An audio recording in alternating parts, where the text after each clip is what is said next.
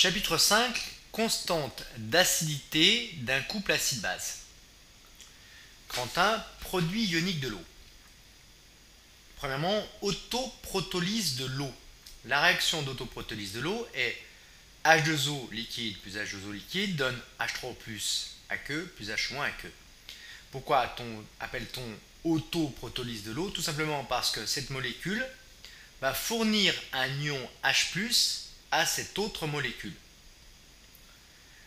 L'eau pure possède un pH égal 7 à 25 degrés Celsius. Par conséquent, les concentrations en ions oxonium et hydroxyde sont à cette température H3+ égale H- égale 10 puissance moins pH égale 10-7 mol par litre.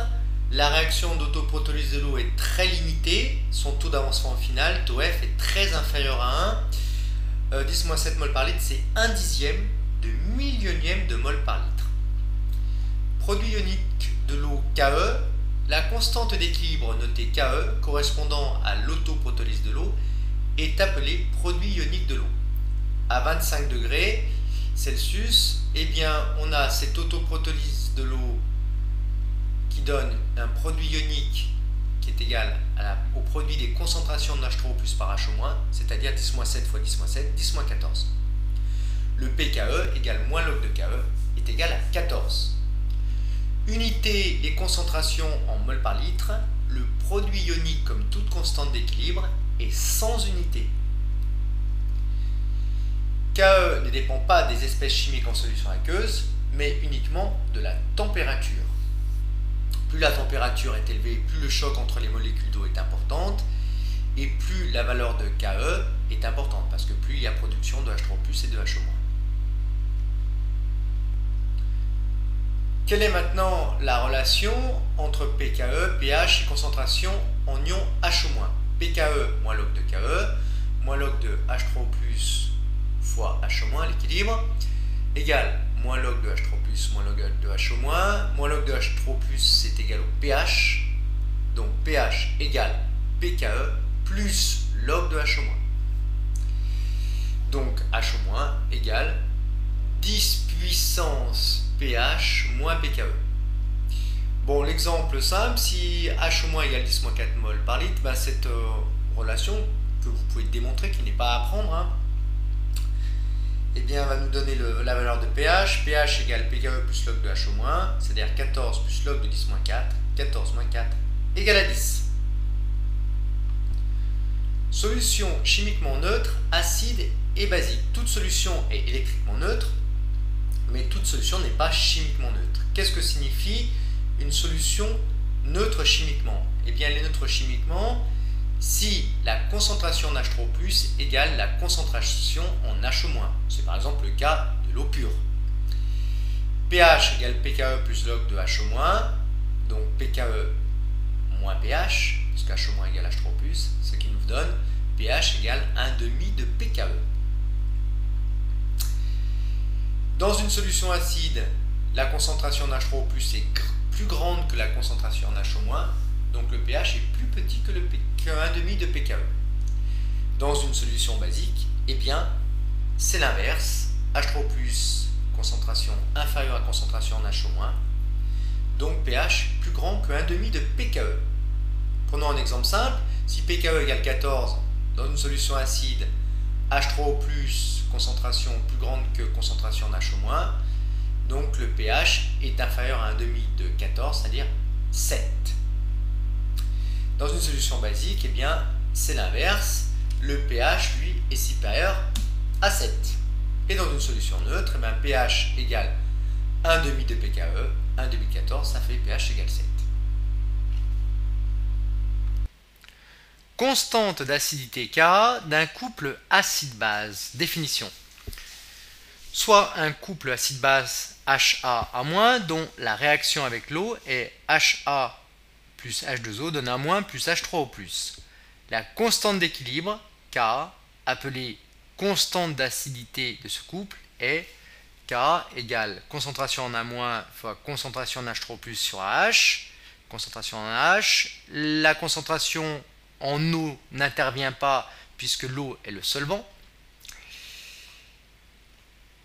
pK moins log de K égale moins log de A moins, concentration en A- fois concentration en H3O+, divisé par H. Autrement dit, pK égale moins log de A- sur H, moins log de H3O+, qui vaut pH. Donc pH égale pK plus log de A- sur H.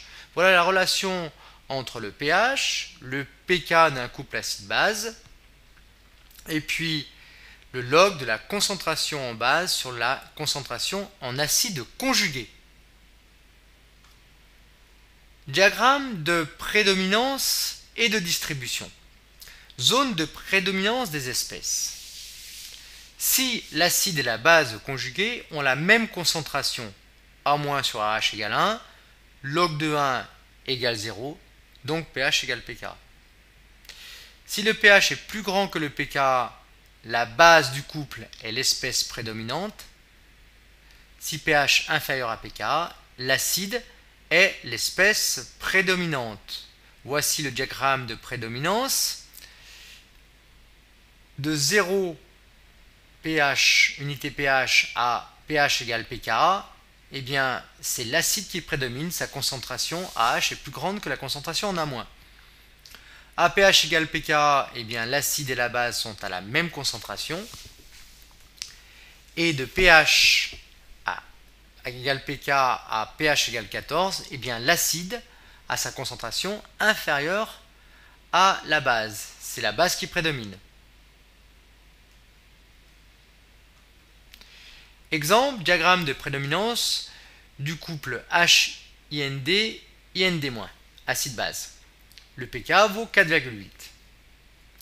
Eh bien, de 0 à pH égale pK égale 4,8, c'est l'acide qui prédomine. Sa concentration est supérieure à celle de sa base conjuguée. À pH égale pK, les mêmes concentrations en acide et en base. Et à pH supérieur à pK, eh bien, la concentration en acide est inférieure à la concentration en base. C'est la base qui prédomine. Ne pas oublier de mettre 0 et 14 pour les unités pH des solutions aqueuses. Diagramme de distribution des espèces acides et basiques.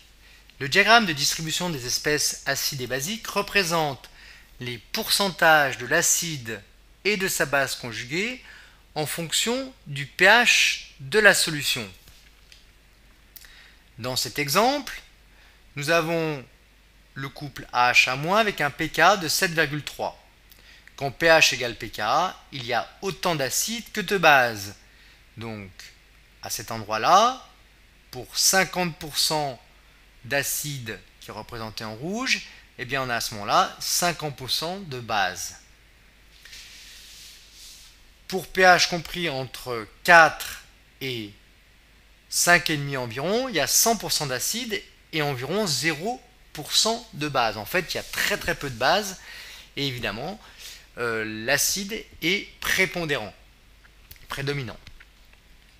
Ensuite, la concentration en acide et donc son pourcentage diminue, alors que le pourcentage en base dans la solution augmente.